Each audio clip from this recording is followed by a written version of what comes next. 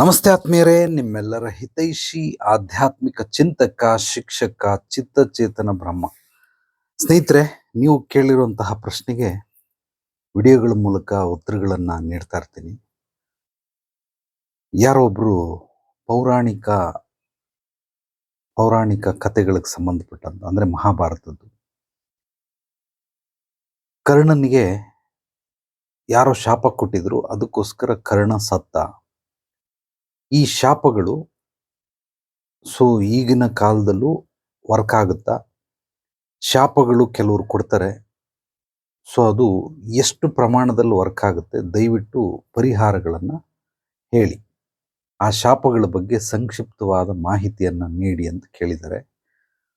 Good recognisation, ಪರವಾಗಿಲ್ಲ. ಸಾಕಷ್ಟು ಅಂದರೆ ಗುರುತಿಸುವಂತಹ ಒಂದು ಮನಸ್ಥಿತಿ ಬೆಳೆಸ್ಕೊಂಡಿದ್ದಾರೆ ಅಂತಂದರೆ ರಿಯಲಿ ಗ್ರೇಟ್. ಸ್ನೇಹಿತರೆ, ಶಾಪಗಳು ಹೇಗೆ ಕೆಲಸ ಮಾಡ್ತವೆ ಅದ್ರ ಬಗ್ಗೆ ನಾನು ಸಾಕಷ್ಟು ಪುಸ್ತಕಗಳು ಓದಿರೋದ್ರಿಂದ ಹೆಚ್ಚಾಗಿ ನಿಮಗೆ ಈ ಶಾಪಗಳ ಬಗ್ಗೆ ರಾಮಾಯಣ, ಮಹಾಭಾರತ, ಪೌರಾಣಿಕ ಕಥೆಗಳಲ್ಲೇ ಸಿಗೋದು ನಿಮಗೆ ಈ ಶಾಪಗಳ ಮಹತ್ವ. ಈಗ ಆ ಶಾಪಗಳು ಅಷ್ಟು ಡೆನ್ಸಿಟಿಯಲ್ಲಿ ಇಲ್ಲ. ನಾವು ಹಿಂದಕ್ಕಂತೂ ಹೋಗಿ ಆ ಕಾಲದಲ್ಲಿ ಮತ್ತೆ ಬದುಕಕ್ಕಾಗೋದಿಲ್ಲ. ಆದ್ದರಿಂದ ಜನರಲ್ ಆಗಿ ನಾನು ನಿಮಗೆ ಕೆಲವೊಂದು ವಿಚಾರಗಳನ್ನು ಸ್ಪಷ್ಟವಾಗಿ ತಿಳಿಸ್ಬಿಡ್ತೀನಿ. ಶಾಪಗಳು ಮೊದಲು ಯಾರು ಯಾರಿಗೆ ಶಾಪ ಕೊಡ್ತಾವ್ರೆ, ಇದು ಬಹಳ ಮುಖ್ಯ. ಈಗ ಉದಾಹರಣೆ, ಅವನೇ ಕಳ್ಳ, ಅವನು ಕಳ್ತನ ಮಾಡ್ತಾವನೆ, ಅವನ ಹತ್ರ ಯಾರೋ ಕಳ್ತನ ಮಾಡ್ಕೊಂಡು ಹೋಗ್ಬಿಟ್ರು. ಈಗ ಇವನು ಶಾಪ ಹಾಕ್ಬಿಟ್ಟ, ನನ್ನ ಐಟಮ್ ಚೇರ್ ಎತ್ಕೊಂಡು ಹೋಗ್ಬಿಟ್ಟ, ಇವನಿಗೆ ನರ್ಕದಲ್ಲಿ ಹೋಗ್ಲಿ, ಹಾವು ಕಚ್ಚಲಿ ಅಂತ. ಅವನು ಕಳ್ತನ ಮಾಡ್ಕೊಂಡು ಬಂದಿರೋ ಐಟಮ್ನ ಇನ್ನೊಬ್ಬ ಕಳ್ತನ ಮಾಡ್ಕೊಂಡು ಹೋದ. ಈ ಶಾಪಗಳು ಖಂಡಿತವಾಗ್ಲೂ ತಟ್ಟಲ್ಲ. ಯಾಕೆಂದ್ರೆ ಅವನೇ ಕಳ್ಳನ ಹತ್ರ ಇನ್ನೊಬ್ಬ ಕಳ್ಳ ಎತ್ಕೊಂಡು ಹೋದ. ಆದ್ರಿಂದ ಶಾಪಗಳು ತಟ್ಟೋದಿಲ್ಲ, ಫಸ್ಟ್ ಪಾಯಿಂಟ್. ಇನ್ನು ನಿಜವಾಗ್ಲೂ ಕೆಲವರು ಒಳ್ಳೆ ಮನುಷ್ಯರು ಇರ್ತಾರೆ, ಅವ್ರದ್ದು ತಪ್ಪುಗಳು ಏನೂ ಇರೋದಿಲ್ಲ. ಅವನೇನು ತಪ್ಪೇ ಮಾಡಿರಲ್ಲ, ಎದುರುಗಡೆ ಇರೋನು ತಪ್ಪು ಮಾಡಿಬಿಟ್ಟಿದ್ದಾನೆ, ಈ ವ್ಯಕ್ತಿಗೆ ಏನೋ ಲಾಸ್ ಮಾಡಿಬಿಟ್ಟಿದ್ದಾನೆ. ಆ ಒಂದು ದುಃಖವನ್ನ ಸಹಿಸಕ್ಕಾಗ್ದೇನೆ ಆ ನೋವಿನಿಂದ ನೀನು ಮನೆ ಕಾಯೋಗ ಅಂತೇಳಿ ಏನೋ ಒಂದು ಶಾಪ ಕೊಟ್ಟುಬಿಡ್ತಾರೆ. ಇದು ಡೆಫಿನೆಟ್ಲಿ ತಟ್ಟುತ್ತೆ. ಯಾಕೆಂದರೆ ಮೊದಲು ಆತ ಒಳ್ಳೆ ಮನುಷ್ಯ, ಅವನಿಗೊಂದಷ್ಟು ಲಾಸ್ ಆಗಿದೆ ಎದುರುಗಡೆ ಇರೋಂಥ ವ್ಯಕ್ತಿಯಿಂದ. ಆದ್ದರಿಂದ ಉದಾಹರಣೆಗೆ ಅವನಿಗೊಂದು 50-60 ವರ್ಷ ವಯಸ್ಸು, ಅವನು ಯಾರಿಗೂ ನೋಯಿಸಿಲ್ಲ, ಯಾರಿಗೂ ಏನು ಲಾಸ್ ಮಾಡಿಲ್ಲ, ಅವನ ಪಾಡ್ಗವನು, ಅವನ ಕೆಲಸ ಆಯಿತು, ಅವನಾಯಿತು, ಈ ಥರ ಮಾಡ್ಕೊಂಡು ಹೋಗಿದ್ದಾನೆ. ಬಟ್ ಎದುರುಗಡೆ ಇರೋನು ಇಂಥ ಒಳ್ಳೆ ಮನುಷ್ಯನಿಗೆ ನಷ್ಟ ಮಾಡಿಬಿಟ್ಟವನೆ, ಅಳಿಸ್ಬಿಟ್ಟವನೆ, ಗೋಗರಿಸ್ಬಿಟ್ಟವನೆ, ಅವನಿಗೆ ಬಹಳ ನೋವಾಗಿದೆ. ಆ ನೋವಿನಿಂದ ಎದುರುಗಡೆ ಇರೋನಿಗೆ ಅನಿವಾರ್ಯ ಸ್ಥಿತಿಯಲ್ಲಿ ಶಾಪವನ್ನು ಕೊಟ್ಟ. ಖಂಡಿತವಾಗಲೂ ಇಂಥ ಶಾಪಗಳು ತಟ್ಟುತ್ತವೆ, ಗ್ಯಾರಂಟಿ ತಟ್ಟುತ್ತವೆ. ಎಷ್ಟು ಪ್ರಮಾಣದಲ್ಲಿ ತಟ್ಟುತ್ತೆ ಅಂತ ಹೇಳಿದ್ರೆ, ನಿನ್ನ ಒಂದು ಅವನಿಗೆ ಮಾಡಿರೋಂಥ ಲಾಸ್ ಎಷ್ಟು? 100 ರೂಪಾಯಿ ಲಾಸ್ ಮಾಡಿದ್ಯಾ, 1000 ರೂಪಾಯಿ ಮಾಡಿದ್ಯಾ, 10,000 ರೂಪಾಯಿ ಮಾಡಿದ್ಯಾ, ಲಕ್ಷ ರೂಪಾಯಿ, 10 ಲಕ್ಷ, ಕೋಟಿ, 10 ಕೋಟಿ, 100 ಕೋಟಿ, 1000 ಕೋಟಿ, ಎಷ್ಟು ಮಾಡಿದ್ಯಾ? ಅದ್ರ ಮೇಲೆ ಆ ಶಾಪಗಳೆಲ್ಲವೂ ಕೂಡ ಕೆಲಸಕ್ಕೆ ಬರ್ತಾ ಹೋಗ್ತದೆ. ಆದ್ದರಿಂದ ಶಾಪಗಳ ಬಗ್ಗೆ, ಶಾಪ ಕೊಟ್ಟೋರು ಯಾರು, ಏನು ಕೊಟ್ಟರು, ಕೊಟ್ಟೋರು ಒಳ್ಳೆಯವರ, ಕೆಟ್ಟವರ, ಕಳ್ಳನ, ಸುಳ್ಳನ, ಮೋಸಗಾರನ, ಯಾರು ಶಾಪ ಕೊಟ್ಟರು, ಇದು ಬಹಳ ಬಹಳ ಮುಖ್ಯ. ಆದ್ದರಿಂದ ಇದನ್ನ ನೀವು ಗಮನದಲ್ಲಿ ಇಟ್ಕೊಳ್ಬೇಕು. ಉದಾಹರಣೆಗೆ, ಯಾರೋ ಒಬ್ಬ ಒಂದು ಕಂಪ್ನಿಲಿ ಕೆಲಸ ಮಾಡ್ತಾವನೆ, ವಾಚ್ಮೆನ್ ಕೆಲಸ, ಅವನಿಗೊಂದು 15,000 ಸಂಬಳ, ಸೂಪರ್ವೈಸರ್ಗೆ ಒಂದು 30,000 ಸಂಬಳ, ಅಸಿಸ್ಟೆಂಟ್ ಮ್ಯಾನೇಜರ್ಗೆ ಒಂದು 50,000, ಮ್ಯಾನೇಜರ್ಗೆ 1 ಲಕ್ಷ. ವಾಚ್ಮೆನ್ಗೆ 1 ಲಕ್ಷ ಸಂಪಾದನೆ ಯಾವಾಗ ಮಾಡ್ತಾನೆ ಅವನು? ಖಂಡಿತವಾಗ್ಲೂ ಮಾಡೋಕ್ಕೆ ಸಾಧ್ಯವಿಲ್ಲ. ಅವನಿಗೆ ಅಯ್ಯೋ ಪಾಪ ಅಂದ್ಬಿಟ್ಟು ಇನ್ನೊಂದು 2-3 ಸಾವಿರ ಎಕ್ಸ್ಟ್ರಾ ಕೊಡ್ಬೋದು. ಸಂಬಳ ಅಲ್ಲದನ್ನ ಎಕ್ಸ್ಟ್ರಾ ಟಿಪ್ಸ್ ಕೊಡ್ಬೋದು, ಇಲ್ಲ ಸಂಬಳನೂ ಕೂಡ ಹೆಚ್ಚು ಮಾಡಬಹುದು. ಎಷ್ಟು? 10%, 15%, ಹೆಚ್ಚಂದ್ರೆ ಒಂದು 20% ಸಂಬಳವನ್ನು ಹೆಚ್ಚು ಮಾಡಬಹುದು. ಇಷ್ಟು ಬಿಟ್ಟು ಬೇರೆ ಏನು ಮಾಡೋಕ್ಕಾಗೋದಿಲ್ಲ. ಯಾಕೆಂದರೆ ಅವನ ಯೋಗ್ಯತೆ, ಅರ್ಹತೆ ಕೇವಲ 12,000 ರೂಪಾಯಿ ಅಥವಾ 15,000 ರೂಪಾಯಿ ಸಂಪಾದನೆ ಮಾಡೋಷ್ಟಷ್ಟೇ. ಅದೇ ರೀತಿ 30,000 ಸಂಪಾದನೆ ಮಾಡೋನಿಗೂ ಅದೇ ಅನ್ವಯ. 50 ಅದೇ ಅನ್ವಯ, 1,00,000ಕ್ಕೂ ಅದೇ ಅನ್ವಯ ಪರ್ಸೆಂಟೇಜ್ ಲೆಕ್ಕದಲ್ಲಿ. ನಿಮಗೆ ಶಾಪ ಕೊಟ್ಟಂತಹ ವ್ಯಕ್ತಿ ಈ ವಾಚ್‌ಮೆನ್ ಥರ 15,000 ಸಂಪಾದನೆ ಮಾಡ್ತಾನ? ನಾನು ಸಂಪಾದನೆ ಬಗ್ಗೆ ಹೇಳ್ತಾ ಇಲ್ಲ. ವ್ಯಾಲ್ಯೂವನ್ನೇ ಹೇಳ್ತಾ ಇದ್ದೀನಿ. 15,000ದ ವ್ಯಾಲ್ಯೂ, 30,000ದ ವ್ಯಾಲ್ಯೂ, 50,000ದ್ದು, 1,00,000ದ ವ್ಯಾಲ್ಯೂ. ಆ ಥರ ಅವನ ಬುದ್ಧಿ ಜ್ಞಾನ ಎಷ್ಟಿದೆ, ಶಕ್ತಿ ಚೈತನ್ಯ ಎಷ್ಟಿದೆ, ಈ ಪುಣ್ಯವಂತನ ಪಾಪಾತ್ಮನ, ಸೊ ಅವನು ಎಷ್ಟು ಕರ್ಮಗಳನ್ನು ಮಾಡಿದ್ದಾನೆ, ಪಾಪ ಕರ್ಮಗಳು, ಪುಣ್ಯ ಕರ್ಮಗಳು, ಇದು ಯಾವ ಲೆವೆಲಲ್ಲಿ ಇದೆ, ಯಾವ ಹಂತದಲ್ಲಿದೆ.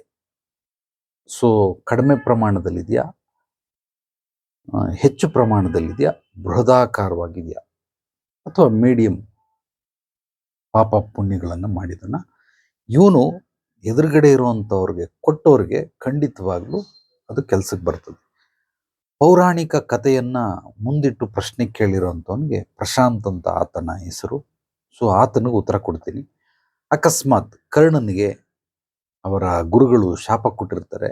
ಆ ಶಾಪ ಅವನಿಗೆ ತಟ್ಟಿದ್ದು ಯಾವಾಗ ಅಂತಂದರೆ, ಅವನು ಕೌರವರ ಗುಂಪು ಸೇರಿರ್ತಾನೆ, ಅದಕ್ಕೋಸ್ಕರ ಆ ಶಾಪ ತಟ್ಟುತ್ತೆ. ಅಕಸ್ಮಾತ್ ಏನಾದರೂ ಕರ್ಣ ಪಾಂಡವರ ಗ್ರೂಪಿಗೆ ಸೇರಿದರೆ, ಇವರ ಒಂದಕ್ಕೆ ಸಹಾಯ ಮಾಡಿದರೆ ಒಳ್ಳೆತನಕ್ಕೆ, ಆ ಶಾಪಗಳು ಅವನಿಗೆ ಕೆಲಸಕ್ಕೆ ಬರ್ತಾ ಇರಲಿಲ್ಲ. ಅಂದರೆ ಖಂಡಿತವಾಗ್ಲೂ ಅದು ಒಳ್ಳೇದಾಗ್ತಾ ಇರಲಿಲ್ಲ. ಸೊ ಮುಂದೊಂದು ದಿವಸ ಇವನು ಕೌರವರಿಗೆ ಸೇರ್ತಾನೆ, ಆದ್ರಿಂದ ಈ ಶಾಪ ಅವನಿಗೆ ತಟ್ಟುತ್ತೆ. ಕೊಟ್ಟಂಥವನು ಪವರ್ಫುಲ್ ವ್ಯಕ್ತಿ, ಅವನು ಮಾಡಿದ್ರೆ ಮುಂದೆ ಹಿಂಗೇ ಮಾಡ್ತಾನೆ ಅಂತೇಳಿ ಅದಕ್ಕೆ ಶಾಪವನ್ನು ಕೊಟ್ಟ.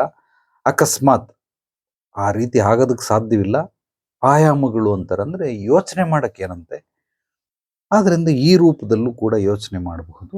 ಅಕಸ್ಮಾತ್ ಏನಾದರೂ ಅವರು ಪಾಂಡವರಿಗೆ ಸಪೋರ್ಟ್ ಮಾಡಿದ್ದ ಕರ್ಣ ಅಂದಿದ್ರೆ ಖಂಡಿತವಾಗ್ಲೂ ಈ ರೀತಿ ಆಗ್ತಾ ಇರಲಿಲ್ಲ. ಅದೇ ಚಕ್ರ ಸಿಗಾಕೊಂಡ್ಬಿಟ್ಟಿದೆ, ಈಗ ಬಿಡಿಸಿದ್ದಾನೆ, ಆ ಕಡೆಯಿಂದ ದುರ್ಯೋಧನನು ಯಾರೋ ಹೊಡೆದಿದ್ರೆ ಆ ಶಾಪ ಖಂಡಿತವಾಗ್ಲೂ ಅವನಿಗೆ ಫಲಿಸ್ತಾ ಇರಲಿಲ್ಲ. ಆದ್ದರಿಂದ ಕೊಟ್ಟೋರು ಯಾರು, ಸನ್ನಿವೇಶ ಎಂಥದ್ದು, ಅವನು ಯಾರ ಜೊತೆ ಸೇರಿರ್ತಾನೆ ಅದರ ಮೇಲೆ ಡಿಪೆಂಡ್.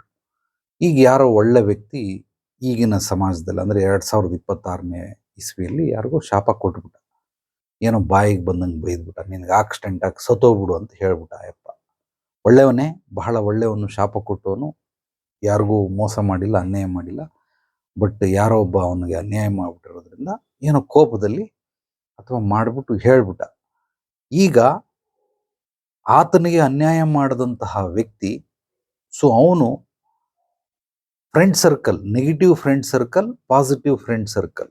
ಅಕಸ್ಮಾತ್ ನೆಗೆಟಿವ್ ಫ್ರೆಂಡ್ ಸರ್ಕಲ್ ಅಂತ ಇದ್ದರೆ ಖಂಡಿತವಾಗಲೂ ಅವನು ಆಕ್ಸಿಡೆಂಟ್ ಆಗಿ ಹೋಗ್ಬಿಡ್ತಾನೆ. ಕುಡುಕರು, ಸ್ಮೋಕ್ ಮಾಡೋರು, ಈ ಗಾಂಜಾ ಹೊಡೆಯೋರು, ಈ ರೀತಿ ಹಲವಾರು ಬೇರೆ ಬೇರೆ ರೀತಿ ದುಶ್ಚಟಗಳನ್ನು ಹೊಂದಿರೋರು ಅವ್ರ ಜೊತೆಲಿದ್ದರೆ ಇವನ್ ಶಾಪಗಳು ತಡ್ತವೆ, ಅತ್ಯದ್ಭುತವಾಗಿ ಫಲಿಸ್ತವೆ.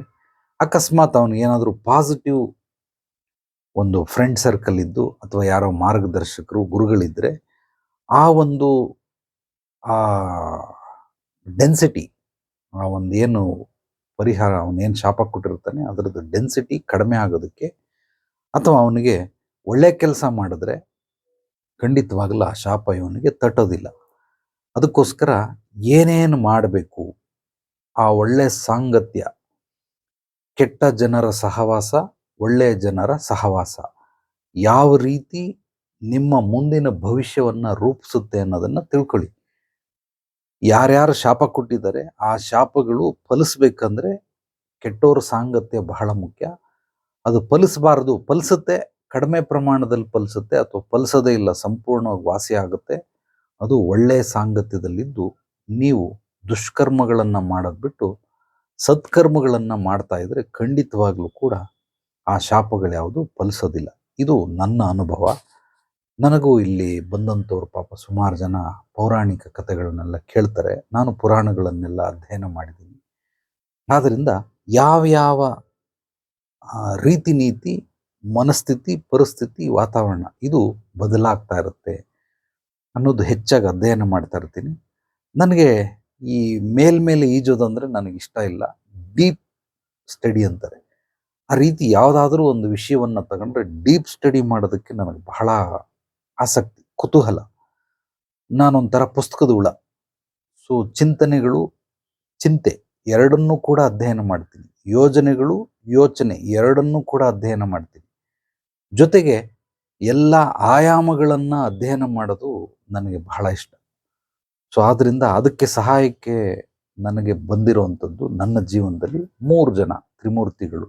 ಬ್ರಹ್ಮ, ವಿಷ್ಣು, ಮಹೇಶ್ವರ. ನನ್ನ ಪಾಲಿನ ಬ್ರಹ್ಮ ಬುದ್ಧ, ನನ್ನ ಪಾಲಿನ ವಿಷ್ಣು ರಜನೀಶ್ ಓಶೋ, ನನ್ನ ಪಾಲಿನ ಮಹೇಶ್ವರ ಜಿಡ್ಡು ಕೃಷ್ಣಮೂರ್ತಿ.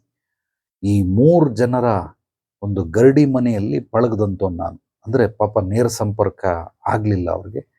ಬಟ್ ಅವರ ಅಧ್ಯಯನಗಳು, ಅವರ ಆಡಿಯೋ ವಿಡಿಯೋಗಳು, ಸೊ ಅವರ ಚಿಂತನೆಗಳು ಅತ್ಯದ್ಭುತವಾಗಿ ಇನ್ಸ್ಪಿರೇಷನ್. ನನ್ನ ಜೀವನದ ಸಂಪೂರ್ಣ ಸ್ಫೂರ್ತಿ ಅವರೇನೆ. ಇವರು ಮೊದಲು ಸಿಕ್ಕಿದ್ದು, ಗುರುಗಳು ಆನಂತರ ಸಿಕ್ಕಿದ್ದು. ನನ್ನ ಸ್ಥೂಲವಾದ ಗುರುಗಳು ಶ್ರೀ ವಿದ್ವಾನ್ ಧರ್ಮರತ್ನಾಕರ, ಭೈರವ ಗೌರ, ಪೂರಿ ಜಗನ್ನಾಥ ಶಾಸ್ತ್ರಿ. 3 ಜನ ನನಗೆ ನೇರವಾದ ಗುರುಗಳು. ಅವರು ಹಲವಾರು ವಿದ್ಯೆಗಳನ್ನು, ಸೂಕ್ಷ್ಮ ಸ್ಥೂಲ ವಿದ್ಯೆಗಳನ್ನು ಹೇಳ್ಕೊಟ್ಟಂಥವ್ರು. ಆದ್ದರಿಂದ ಪುಸ್ತಕ ಪ್ರೇಮಿ ನಾನು. ಪುಸ್ತಕವನ್ನು ಅಧ್ಯಯನ ಮಾಡ್ತಾ ಇರ್ತೀನಿ. ಎಲ್ಲ ಪುಸ್ತಕಗಳನ್ನು ಓದುವಂತಹ ಹವ್ಯಾಸ. ಎಲ್ಲ ಪುಸ್ತಕ ಅಂದರೆ ಕತೆ ಪುಸ್ತಕ ಅವು ಇವೆಲ್ಲ ಮುಂಚೆ 93 ಶುರು ಮಾಡಿದ್ದು, ಅವಾಗ ಓದ್ತಾ ಇದ್ದೆ. ಬಟ್ ಇವಾಗ ಆ ರೀತಿ ಎಲ್ಲ ಪುಸ್ತಕಗಳು ಓದೋದಿಲ್ಲ. ಸೆಲೆಕ್ಟೆಡ್, ಅತ್ಯದ್ಭುತವಾಗಿ ಮೈಂಡಿಗೆ ಸಂಬಂಧಪಟ್ಟಿದ್ದು, ಸೈನ್ಸಿಗೆ ಸಂಬಂಧಪಟ್ಟಿದ್ದು, ಜೀವನಕ್ಕೆ ಸಂಬಂಧಪಟ್ಟಿದ್ದು, ಸೊ ವ್ಯಾಪಾರ ವ್ಯವಹಾರಕ್ಕೆ ಸಂಬಂಧಪಟ್ಟಿದ್ದು, ಆಧ್ಯಾತ್ಮಿಕಕ್ಕೆ ಸಂಬಂಧಪಟ್ಟಿರುವಂಥದ್ದು, ಬ್ರಹ್ಮಾಂಡಕ್ಕೆ ಸಂಬಂಧಪಟ್ಟಿರುವಂಥದ್ದು, ಇಂಥ ಪುಸ್ತಕಗಳನ್ನು ಓದೋಕ್ಕೆ ಇಷ್ಟಪಡ್ತೀನಿ. ಓವರಾಲ್ ನಾನು ಪುಸ್ತಕ ಓದುವಂಥದ್ದು ರೀಸನ್ ಏನು ಅಂತಂದರೆ, ನಾನು ಹುಡುಕಾಟ ಪರಿಹಾರಗಳ ಬಗ್ಗೆ ನನ್ನ ಹುಡುಕಾಟ. ಪರಿಹಾರ, ಎಂತೆಂಥ ಸಮಸ್ಯೆಗಳಿದ್ದಾವೆ, ಸಮಸ್ಯೆಗಳಿಗೆ ಕೊರತೆ ಇಲ್ಲ, ಇಲ್ಲಿ ಸಮುದ್ರದಷ್ಟಿದೆ. ಬಟ್ ಪರಿಹಾರಗಳು ಕೇವಲ ನದಿ ನೀರಿನಷ್ಟೇ 2%. ನೀರೆಷ್ಟಿದೆ ಭೂಮಂಡಲದಲ್ಲಿ 70%. ಇದೆಲ್ಲ ಸಮಸ್ಯೆಗಳಾದರೆ ಪರಿಹಾರಗಳು ಎಷ್ಟಿದೆ? ಸಿಹಿ ನೀರು ಕೇವಲ 2% ಇದೆ. ಅದೇ ರೀತಿಯೇ ಪರಿಹಾರಗಳನ್ನು ಹುಡುಕಾಟ ಮಾಡ್ತಾ ಇರ್ತೀನಿ. ಆ ಪರಿಹಾರಗಳು ಸಿಗಬೇಕು. ಆ ಪರಿಹಾರಗಳು ಸಿಗೋದಕ್ಕೋಸ್ಕರ ಎಷ್ಟು ಆಳಕ್ಕೆ ಬೇಕಾದರೂ ಇಳಿಬಲ್ಲೆ, ಎಷ್ಟೊತ್ತವರೆಗೂ ಬೇಕಾದರೆ ಮುಳುಗಬಲ್ಲೆ. ಸೊ ಎಷ್ಟು ಸಾಧ್ಯವಾಗುತ್ತೋ ಅಷ್ಟು ಶಕ್ತಿ ಮೀರಿ ಮಾಡೋದಕ್ಕೆ ಪ್ರಯತ್ನ ಪಡ್ತೀನಿ. ಸೊ ನೀವು ಕೇಳಿರೋಂಥ ಪ್ರಶ್ನೆಗೆ ನನ್ನ ಉತ್ತರಗಳು ನಿಮಗೆ ಸಮಂಜಸ ಅಂತ ಅನಿಸಿರಬಹುದು. ಮುಕ್ತವಾಗಿ ಕಾಮೆಂಟ್ ಮಾಡಿ, ನನ್ನ ವಾಟ್ಸಪ್ ನಂಬರ್ಗೆ ವಾಯ್ಸ್ ಮೆಸೇಜ್ ಕಳಿಸಿ. ಯಾವುದೇ ರೀತಿ ಸಮಸ್ಯೆಗಳಿದ್ದರೂ ನೇರವಾಗಿ ಬಂದು ಭೇಟಿ ಮಾಡಿ. ನಿಮ್ಮ ಹಿನ್ನೆಲೆ ಪೂರ್ವಾಪರ ತಿಳಿದ ಮೇಲೆ ಮುಂದಿನ ಹೆಜ್ಜೆ. ಎಲ್ರಿಗೂ ಒಳ್ಳೆಯದಾಗಲಿ. ನಾಳೆ ಮತ್ತೆ ಭೇಟಿಯಾಗೋಣ. ಮತ್ತಷ್ಟು ಸತ್ವಭರಿತ ವಿಚಾರಗಳೊಂದಿಗೆ ಎಲ್ಲರೊಳಗಡಗಿರುವ ಭಗವಂತನಿಗೆ ನನ್ನ ಭಕ್ತಿಪೂರ್ವ ಪ್ರಣಾಮಗಳು. ಸರ್ವೇ ಜನೋ ಸುಖಿನೋ ಭವಂತು. ಶುಭ ದಿನ.